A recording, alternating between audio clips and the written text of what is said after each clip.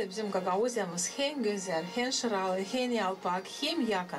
Gagauzya Radyo Televizyonu'nun cümle kampanyanın uzmanları derinden bilirler dilde, dil saati laf edersin bu milletin deri bir payı. Mahsus bunun için kendi her günkü işlerinde onlar savaşırlar dil saati koruma ana dilini. Ama yapma onu zamandaş, lazımlı hem meraklı geniş auditoriya için. Ben hodulanırım, hani ben Gagauzya Radyo Televizyonu kompanyasında çalışırım.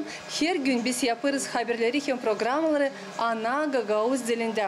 Ben bilirim hani pek zor bugünkü gün üreticilere de çalışma, uşaklara Gagauz dilinde urokları götürmeye. Ama jurnalistler de büyük kuvvet koyarlar ki her gün haberleri hem programları Gagauz dilinde yapmam.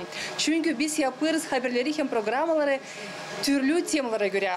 Var birer kere yetişmiyor laf. Bu laflar hiç yok sözlüklerde. Da biz her gün çalışırız bulma o lafları, kurma o lafları. Da böyle biz de kendi bir küçük borcumuzu yaparız ki zenginletmeye Gagauz dilini. Sanırım hani Gagauzya Radyo Televizyonu'nun cümle kampanyanın uzmanları çok yılların süresinde pek büyük adım yaptılar bizim ana dilimizin ilerlemesi için, korunması için, hem zenginletmesi için. Ben isteyeyim söylemeye, ben geldim ta 90. yıllarda işe çalıştım. İlkten Gagauz Radyosu'nda da isteyeyim söylemeye, hani benim işimi var nasıl notlasınlar sadece bizim Gagauzya'nın yaşayanları, ama bu üzere hani biz bu kadar çok yıl götürüyoruz bizim Gagauz dilimizi. Ben sanırım hani bu tek kampanya hangisi 24 saat laf eder Gagauzca da sanırım en büyük iş düştü bizim omuzlarımıza. Çünkü bugünkü günlerde biz savaşırız hep o işi yapma hangisini çektirdik ta 90. yıllardan beri. Elbette bir de halk yok nasıl yürüsün, işlesin, dilsiz, dinsiz hem de kültürasız. Çok isteyim söylemeye sağ ol benim kolegalarıma, hangileri çalışırlar Gagauz dilinde. Çünkü bizim borcumuz hem de en önemli dava her bir insanın yönünde bu bilmeye kendi ana dilini.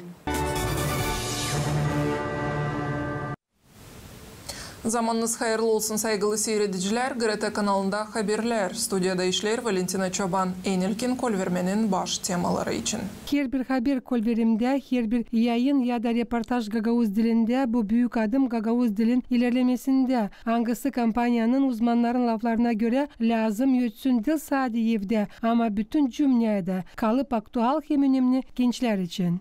İlerletmeye, geliştirmeye Gagauz dilini bu GRT kompanyanın baş misyası.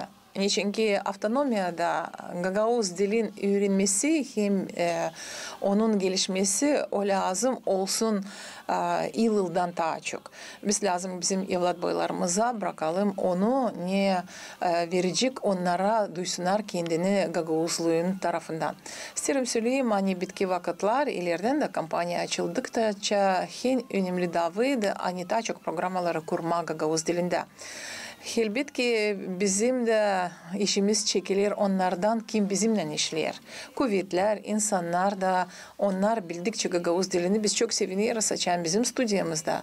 Laf edilir, öğrenilir hem geliştirilir Gagauz dili. İncilerle yok kana dil ya da unuttuğun dili olmayacak halkta. Onun için Gagauzya'da Gagauzya Radyo Televizyonu tek kanal hangisi 30 yıldan ziyade genişledir, ilerledir Gagauz dilini. Biz bizim programlarda savaşırız gösterme insanları, hangileri laf ederler Gagauz dilinde, hangileri onu kullanırlar kendi işinde, dil sadece üreterek uşakları okullarda, uşak başlarında ama evde de başka sferalarda da.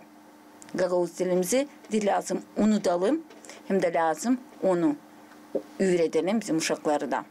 Gagauzya Radyo Televizyonu'nun cümle kampanyanın özel misyası sayılır koruma hem ilerletme dilleri, kültürü hem Gagauzya'nın millet birleşmesini. Polina Barbova, Olek Lotka, Vyacheslav Kısa, Alexey Gerchu, GRT Haberler.